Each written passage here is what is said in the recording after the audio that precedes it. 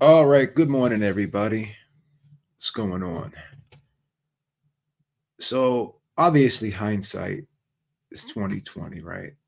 And I always criticize people for being Monday morning quarterbacks, but I have to be honest in my assessment here. You can argue that this is sour grapes, or you're taking away from Sebastian Fundora's victory. And full credit to him. Nothing. It wasn't his fault how the whole sequences played out last night. It wasn't his fault on the decision of Tim Tszyu's team or the decision of the referee or the doctor at ringside. None of this is his fault. He did his job, and I thought he won the fight. 7 rounds to 5, 115 to 113 on my card. I agreed with one of the judges. I thought he won the fight, and I thought he fought a smart fight. I thought that a lot of the adjustments he made, he fought differently in this fight than I've seen him fight in recent years, recent fights. So this is not his fault. I blame almost 100% Tim Tszyu's team, his corner in this fight, right? For not pulling him out, for not saying, "Hey, Tim Tszyu can't see. He can't defend himself." Once this happened in the second round, you're going into the third round, and the blood just keeps pouring.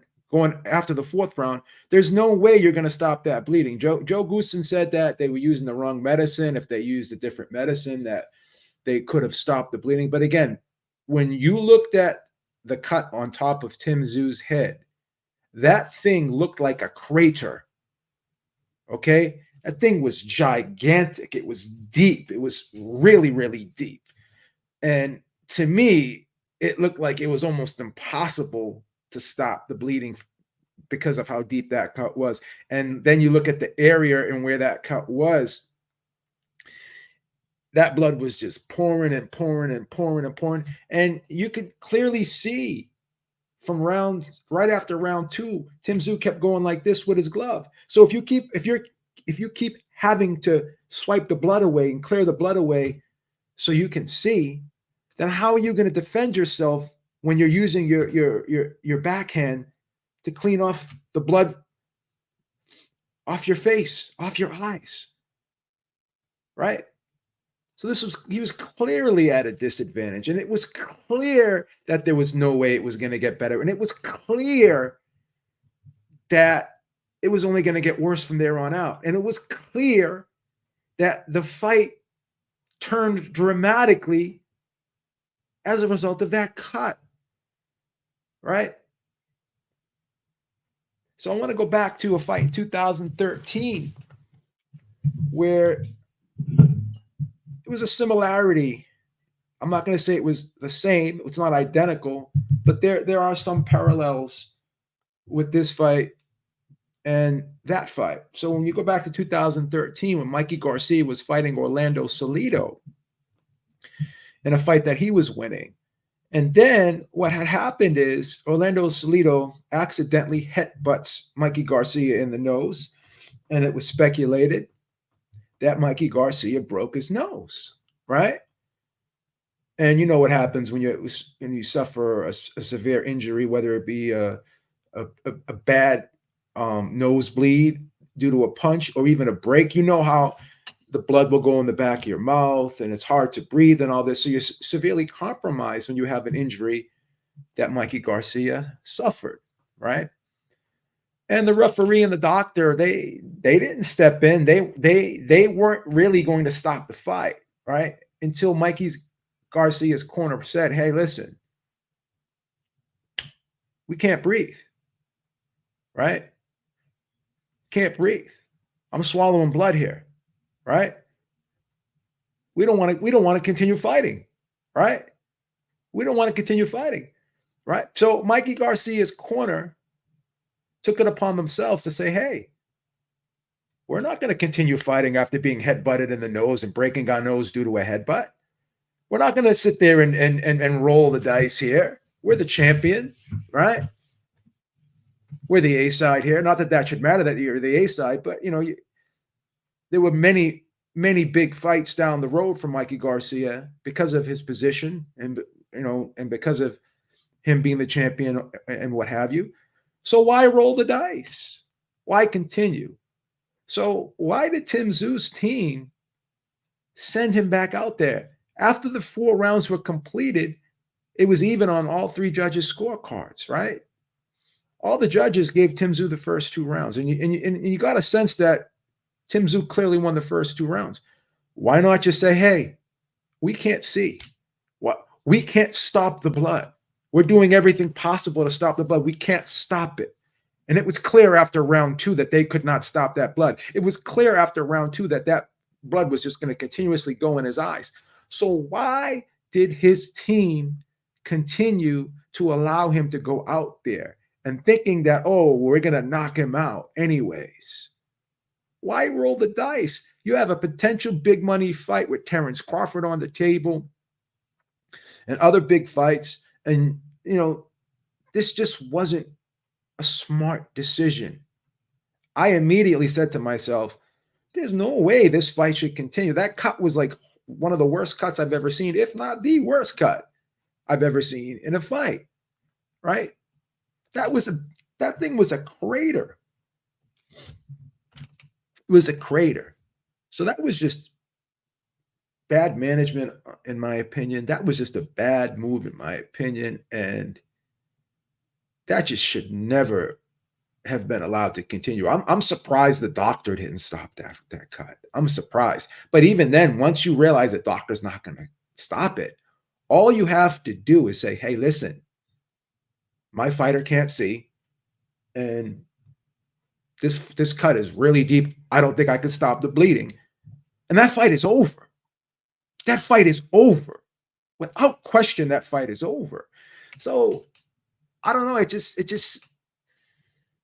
just seemed like a very, very, very bad decision, right?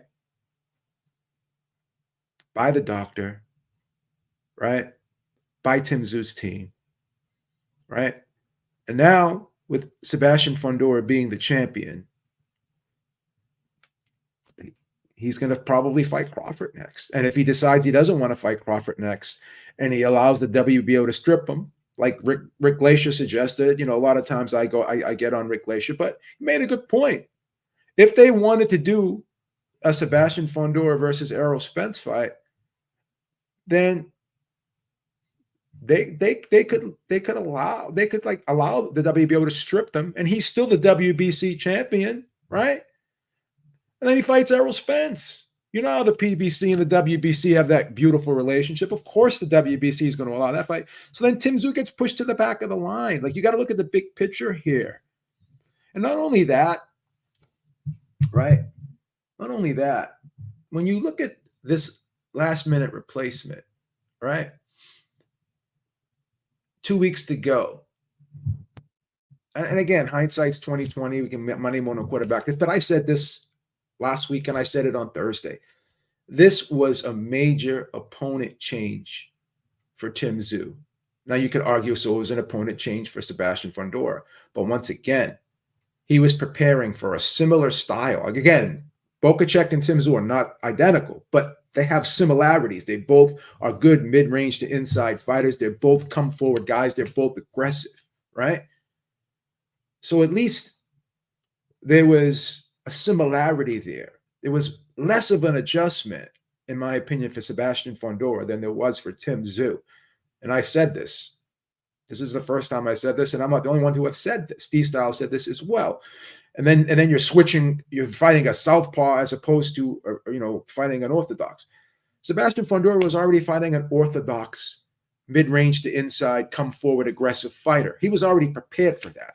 So he had to make less adjustments in his preparation for this fight. Tim Tszyu had to do a complete 180, not even a 180. He had to do a complete 360 in preparation for this fight with 2 weeks to go. And again, I'm going to use another example. Back when I believe John Jones, it was in 2012. This is an MMA comparison I'm making, UFC, where John Jones was supposed to be fighting, I believe, if I'm not mistaken, Dan Henderson. And Dan Henderson had to pull out of the fight. I think it was due to an injury or something, right?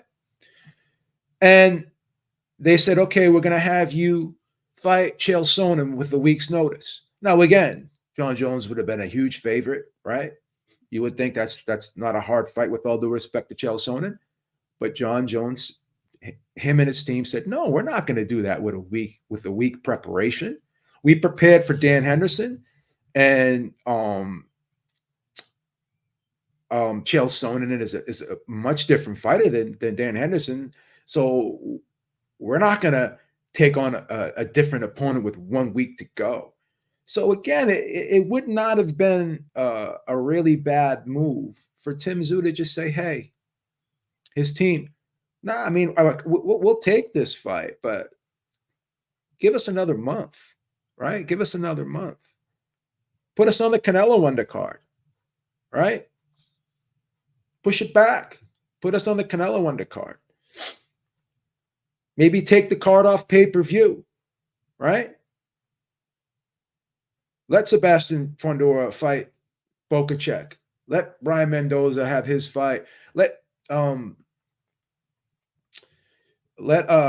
Isaac Cruz and Rolly Romero fight, and then just take it off pay-per-view, right? And then push this fight back and possibly put it on the, like I said, put it on the Canelo undercard, right? Why give yourself a week's notice? 2 weeks notice preparation to take on an entirely different opponent, right? So again, I think Tim Tszyu's team let him down in more ways than one, right? You got to play the long game here, okay? And again, I did think Tim Tszyu would win the fight, but I also said this could be problematic. Even in winning this fight, he may not have looked great because of having to make that last minute change in his game plan, right? And when you watch the first 2 rounds, he was doing very well. It looked like he was on his way to winning this fight. And then the unfortunate cut happened. And once again, this was of no fault of Sebastian Fundora's. Tim Tszyu actually was the one who came forward, and he was the one that initiated the contact and caused the cut. This was not Sebastian Fundora's fault at all. It's not intentional. This was totally incidental contact. So again, this is no shade on Sebastian Fundora. He did his job, right? He did his job. But you can clearly see throughout the course of this fight, Tim Tszyu sitting there, pouring away the blood from his eyes, from the front of his face. And when you're doing that, how are you going to use that backhand to block punches? And as you saw,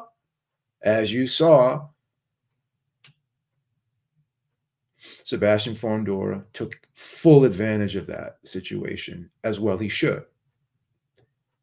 So Tim Tszyu's corner were the ones, in my opinion, that let him down, right? And then you had Errol Spence come in the ring thinking he's going to jump the line over Terrence Crawford. And I don't know, that was kind of weird. Obviously that was planned. And like Rick Glacier said, right? Maybe they were. Maybe the plan was either not only Sebastian Fundora, but maybe even Tim Tszyu. Maybe he was going to vacate that WBO title, right? I know his manager Glenn Jennings said no, we never said that, but maybe it was a consideration because again, he would have still had the WBC title, and then you would have got, like, why not get another payday? Like, if they're gonna give you Errol Spence, that's a big fight, right? That's a big fight, and it's it's an easier fight than Terrence Crawford.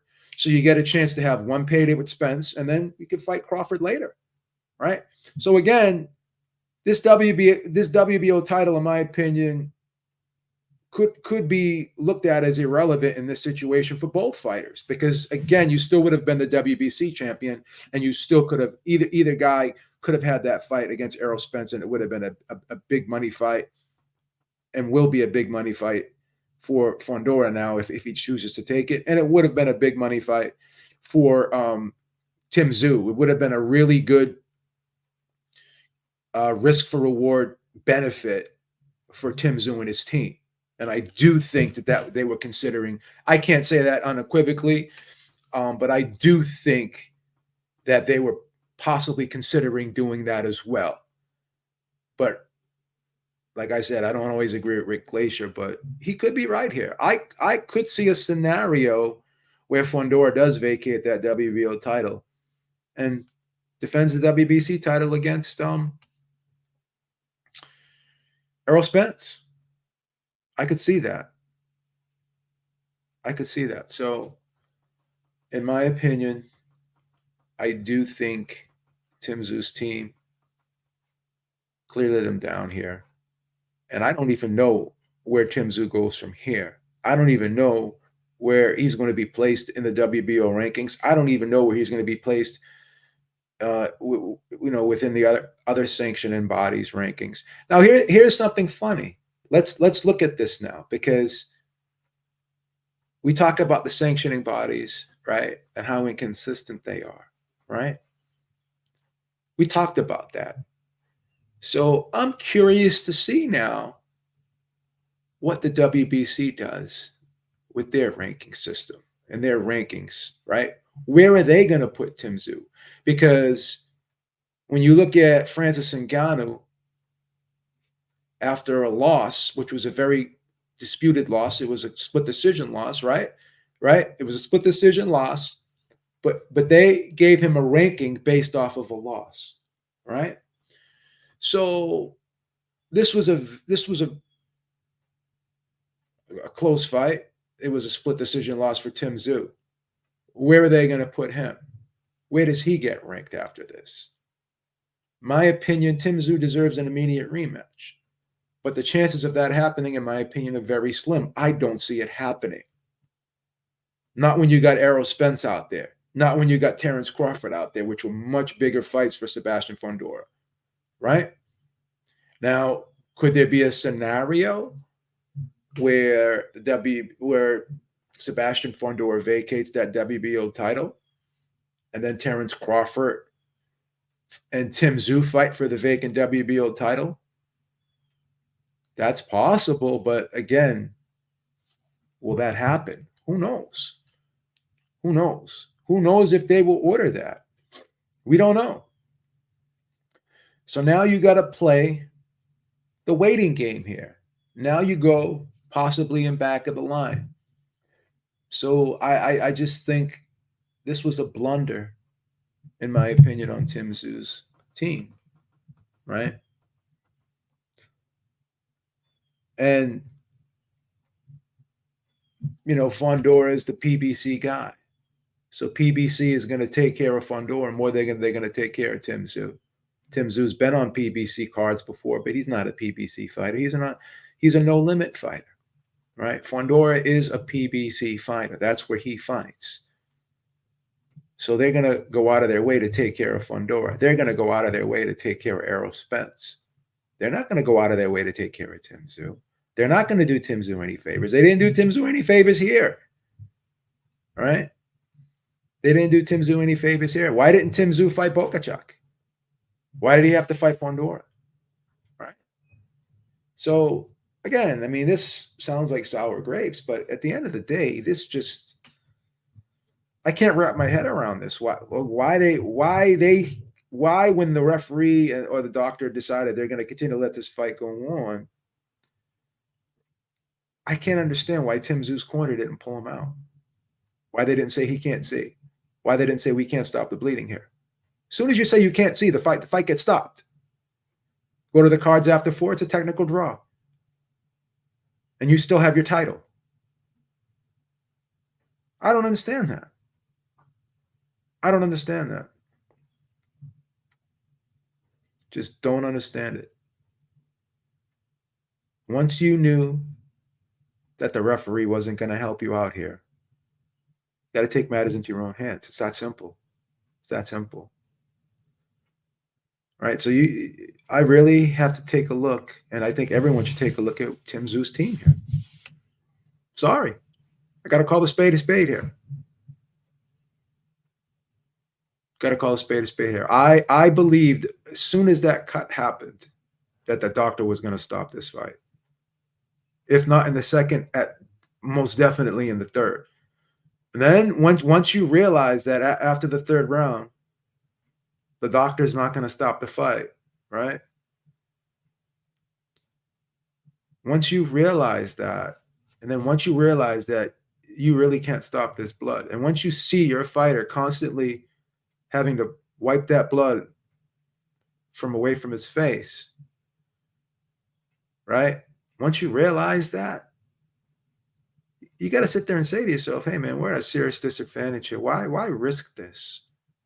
Why not live to fight another day in this situation? Right? Why not live to fight another day in this situation? Because as I said again, and I repeat, PBC is not going to go out of their way to do you any favors here. They're just not. So I think you put yourself in a precarious position by rolling the dice, thinking that, oh, we're going to catch him with something and get him out of there. I don't know, man. Sometimes you got to be smart. Sometimes you can be too brave for your own good, right? That was a horrific cut. A horrific cut. It was really bad. So I don't know if there's a rematch clause. I really don't. I really don't. Maybe there is, maybe there isn't. Maybe that will be revealed later.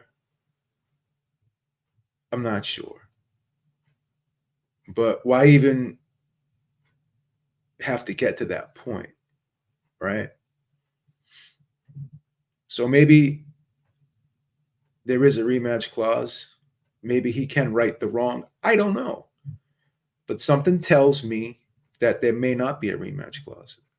Something tells me that Errol Spence jumping in that ring immediately after the fight, he was in the plans. Something tells me that possibly either fighter would have vacated that WBO title and fought Errol Spence for the WBC title. Something tells me that still could happen here. Honestly, I could see that happen. And again, I don't want to rule out that wasn't in the plans for Tim Tszyu and his team as well. Glenn Jennings was on the Boxing Voice, and they were asked, would you be willing to give up that WBO title? I have to go back. I actually did not watch that interview, and I apologize. All I'm going to comment on is what was reported and what Glenn Jennings said he never said that, right? And I guess when he answered the question, he said maybe he would consider it, right? But that doesn't mean he would have done it. But just by saying you would have considered it, that tells me that if there's enough money on the table and someone says to you, okay, we're going to give you such and such amount of money to fight Errol Spence, all right? And you're going to have to vacate your title, but you get to keep the WBC title, and you can make more money fighting Errol Spence than you can make fighting Terrence Crawford. You say, Beeb, how's that possible? The Terrence Crawford fight is a much bigger fight. Yeah, it's a much bigger fight for Terrence Crawford, but is it a bigger fight for Tim Tszyu? Because again, you have to pay Terrence Crawford what he wants. And after that victory over Errol Spence, and the fact that he became undisputed welterweight champion, and the fact that his profile has increased immensely, right? He's going to want a lot more money. So when you sit down with Errol Spence, you could argue, yeah, Errol Spence is the A side, possibly over Tim Tszyu, or even if it's 50-50, given the situation and circumstances of Errol Spence's situation, right? You could say, maybe I can go 50-50 with Errol Spence, where if I'm sitting down with Terrence Crawford, he's going to want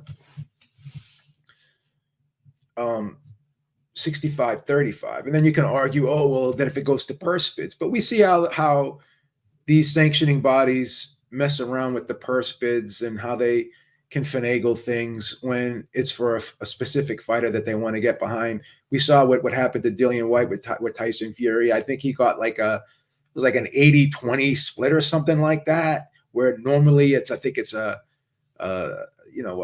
60, what is it, a 65-35 or something like that normally, and then the WBC at their discretion decides, oh, we're going to switch things up here. So yeah, I mean, again, if they couldn't come to a deal, Tim Tszyu and Terence Crawford could have gone to purse bids. Yeah, who knows, right?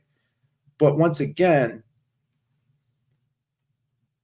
you can argue that Tim Tszyu fighting Errol Spence could have got Tim Tszyu more money than Tim Tszyu fighting Terence Crawford, right? That's the thing. You don't know how that whole thing would have played out. You don't know what the WBO would have done in that situation. And and then Tim Tszyu could have just said, fuck it. I'll walk away from this fight, right? Regardless, because if it goes to purse bids, both guys, not only Terence Crawford, both guys get less money in most situations, right? Because you have to ask yourself, would the PBC be willing to overpay for that fight in order to get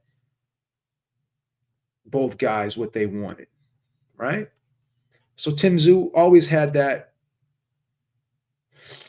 opportunity, and it was always on the table for him, where he could have just said, okay, I'll vacate this title and I'll defend my WBC title. So a lot of moving parts here, a lot of things that I'm just giving my opinion on, a lot of hypotheticals on how this would have played out. But I go back to the point that you could make the argument that for Tim Tszyu, he could have made more money against Errol Spence than he would have against Terence Crawford, just based off of the fight not going to purse bids. And then if the fight goes to purse bids, both guys could have taken a possible hit, depending upon who else is going to bid for that fight.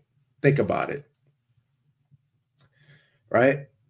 Who else is going to bid for that fight? And then if the PBC decides, okay, we'll bid for this fight, and then both fighters end up making less than they would have if it didn't go to purse bids, then who knows if both guys say, hey, we don't want this fight.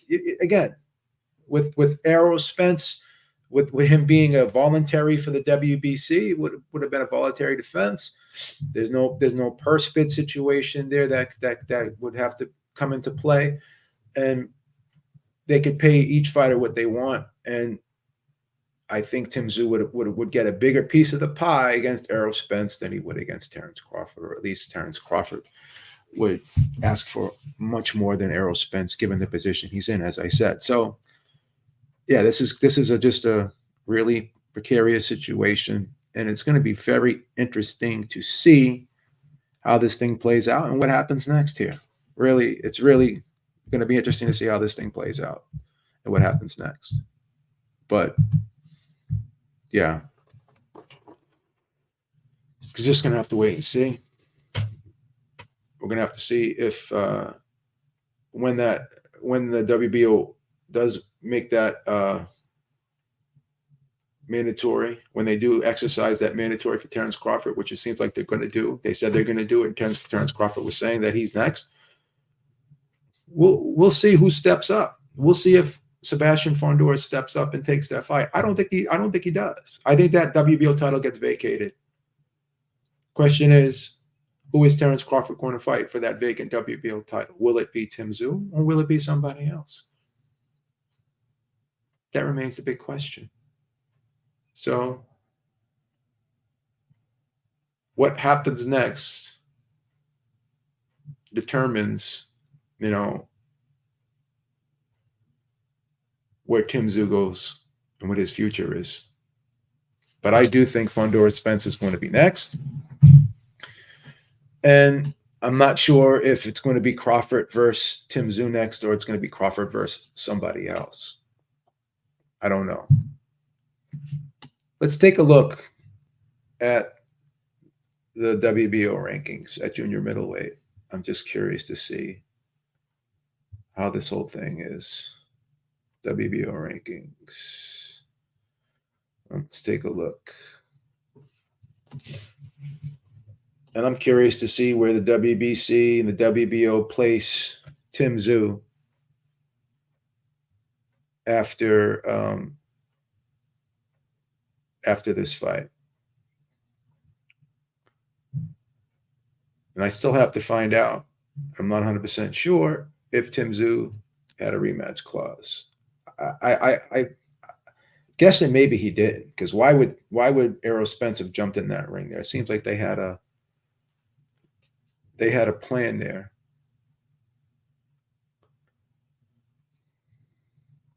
Yeah, let's take a look here and let's see how this junior middleweight division looks.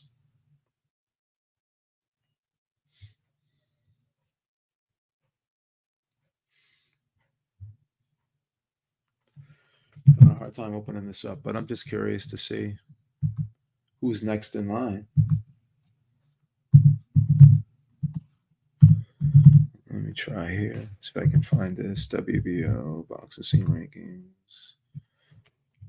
Yeah, it's having a, I don't know, boxing scene seems like it's trying to. They have all the rankings here. Okay. Let's look. Let's go on their site. Okay, here we are. WBO rankings. Okay, junior middleweight. Okay, so you got Tim Tszyu was the champion, but now was Josh Kelly's currently ranked number 1, but Crawford is going to be the mandatory, so it doesn't matter. So these are the rankings as of March. So Crawford is not in these rankings, but if he decides that he's going to exercise his mandatory status due to the WBO's rule. But next in line behind him is Josh Kelly. And then you got Erickson Lubin, you got Xander Zayas, blah, blah, blah, blah. So, yeah, we could, it's not out of the realm of possibility where we could get Terrence Crawford versus Tim Tszyu for the vacant WBO title next. Now this Tim Tszyu, neither guy's a champion now. So there's, if it does go to purse bids, it's going to be 50-50. But again, that's not going to go to, I don't see that fight going to purse bids. But Tim Tszyu is going to take a significantly less now because he's not the champion anymore. So his team just put him in a bad spot, in my opinion. Put him in a bad spot where he's going to end up losing money in his next fight. Because if he were able to retain that WBO title, whether it have been through a technical draw or whatever, by him losing that WBO title, he loses a lot of leverage and he loses money. So, yeah, I just think it was a bad move. All right, guys, that's pretty much it. I don't think we have much more to talk about on this topic. I said what I said. You can agree or disagree. Let me know how you feel about this in the comments. Am I wrong here? Am I right? Hindsight 2020. Is Beeb just being a Monday morning quarterback? Is Beeb caping for Team Tszyu, or is he shitting on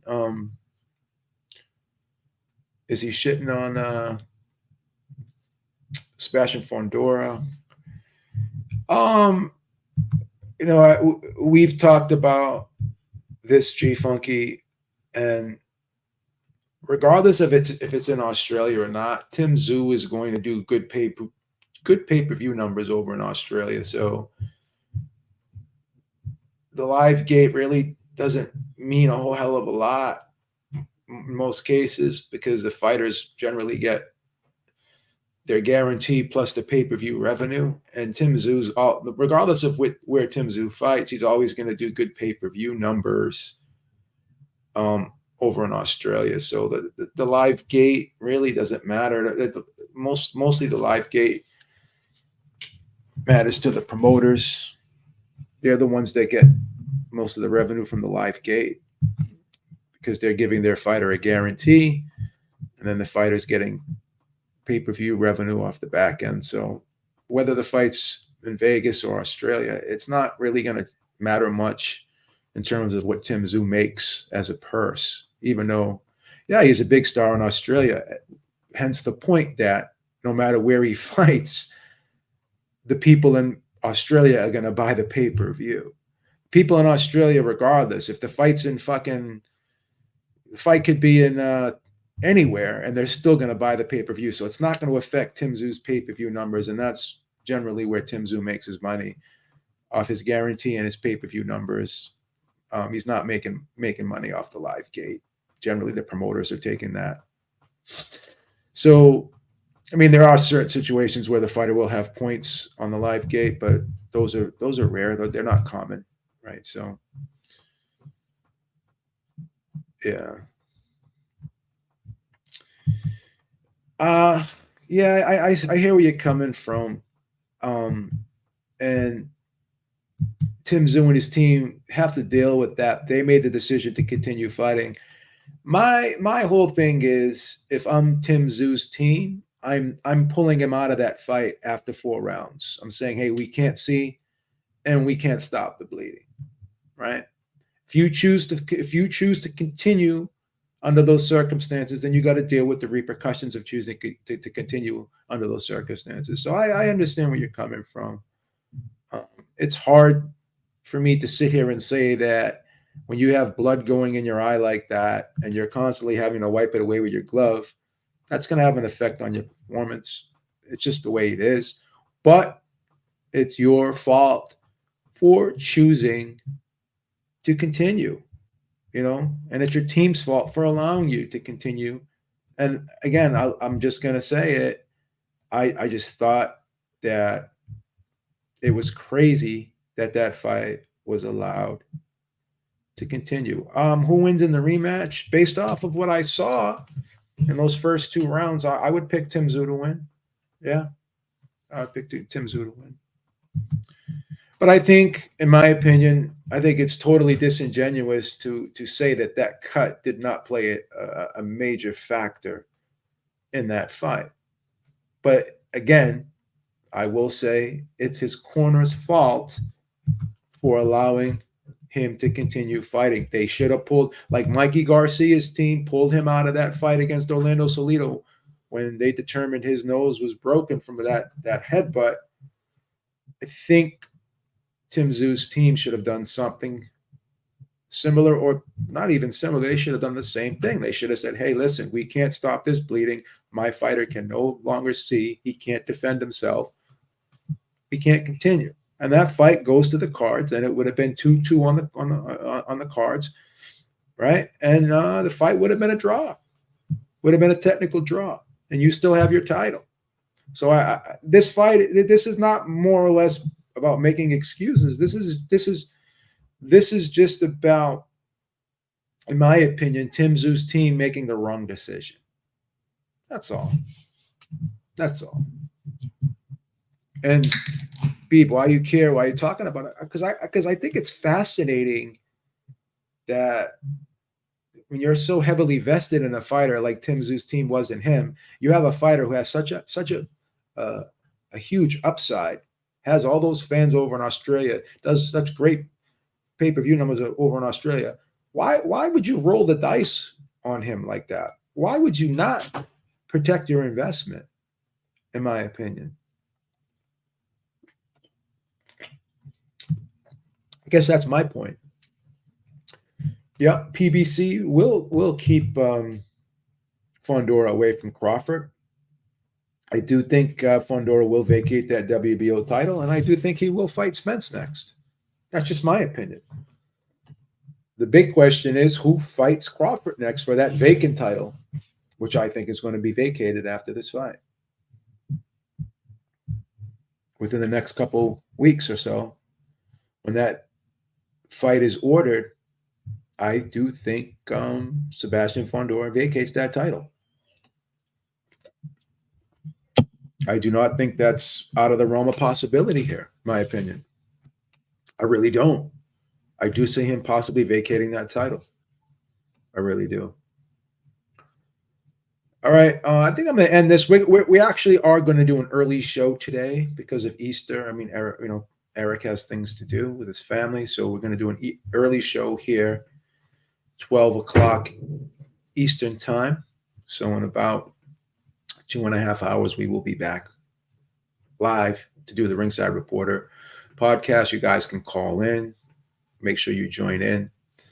And we can hear Eric's perspective as well as mine. We're going to break down the whole weekend of fights, so I'm not going to do that right now here. We're going to wait till 12 o'clock to do that on the Ringside Reporter podcast show. And I will be doing the roundtable this week on Thursday, 7 p.m. Eastern time. We'll be talking about a lot of the stuff that happened this past week. And if anything else pops up, I'm sure we'll bring that up as well. Happy Easter to you, Joe Ramos. Happy Easter to everyone out there.